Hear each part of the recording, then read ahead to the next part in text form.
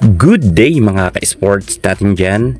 April 8 magaganap nga 6:30 ang labanan para sa agawan sa gintong medalya ng Creamline Cool Smashers kontra sa Petrogas Angels. Matapos pataubin ng Petrogas Angels ang Creamline sa semifinals, meron na naman ditong mga prediksyon ang mga bashers nga ng Creamline Cool Smashers kung saan ang talagang mananalo daw ay ang Petrogas Angels. Hindi raw makakaporma ang kupunan ng ating Phenom superstar Alyssa Valdez sapagkat mas malakas daw di umano ang nasabi nating Petrogas sa kasalukuyan at maaagawan na raw ng corona ang nasabi nating Creamline ngayong conference. Magkatotoo naman kaya to? Well, ating sisilipin ang sinasabi nga ng mga kritiko ng Creamline Cool Smashers na papataubin daw sila ng Petrogas Angels. Panoorin nyo ang ating vlog hanggang sa dulo para malaman nyo ang buong detalye. Pero bago ang lahat, subscribe ka muna. Click ang ating notification bell para lagi kang updated sa lahat ng issues sa volleyball. Susunod na.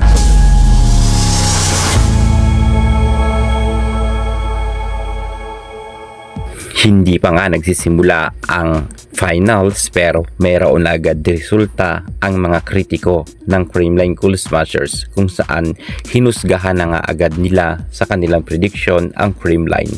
Matatalo daw ang Creamline Cool Smashers at hindi raw ito aabutin ng Game 3. Ang prediction nga nila sa Game 1 pa lamang ay makakakuha lang daw ng isang set ang Creamline at taob raw to pagdating sa 4th set.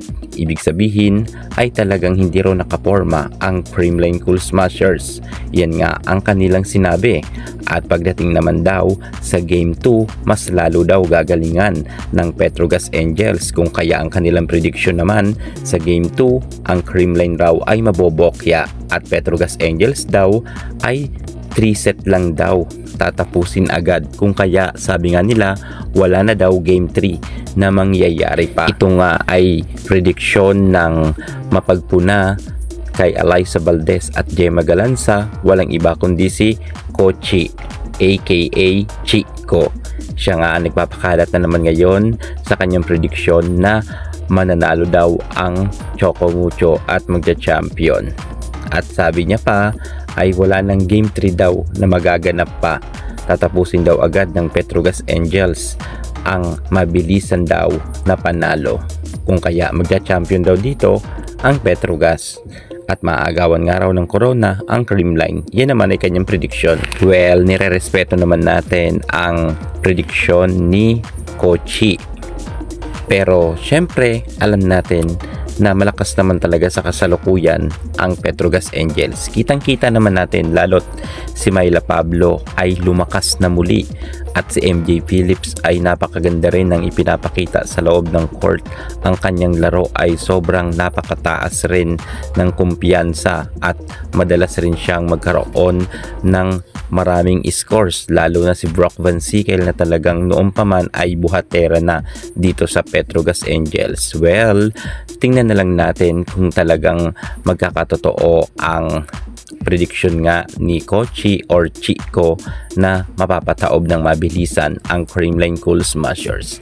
Sa tingin ko naman dahil ito ay finale na, alam ko na hindi dito basta-basta magpapadaig ang Creamline Cool Smashers. Defending champion sila, lalo't nga ngayon ay sabihin na natin na mas dadagdag pa ang kanilang galing dahil mayroon nga sa kanilang mga maraming nakasuporta.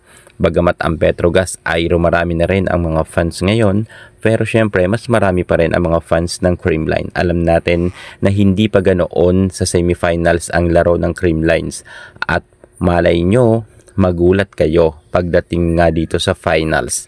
Ang Creamline ay mahilig yan magpakaba, mahilig yan manggulat. Kung kaya baka mamaya ini-expect na rin ng Petrogas Angels na kayang-kaya nila ng mabilisan ang Creamline. Well, nagkakamali sila. Hindi pa yon ang tunay na laro ng Creamline. Magkita-kita na lang tayo sa finals at baka magulat kayo. Yan muna ang pinaka-latest natin sa mundo ng volleyball. Thank you so much. God bless.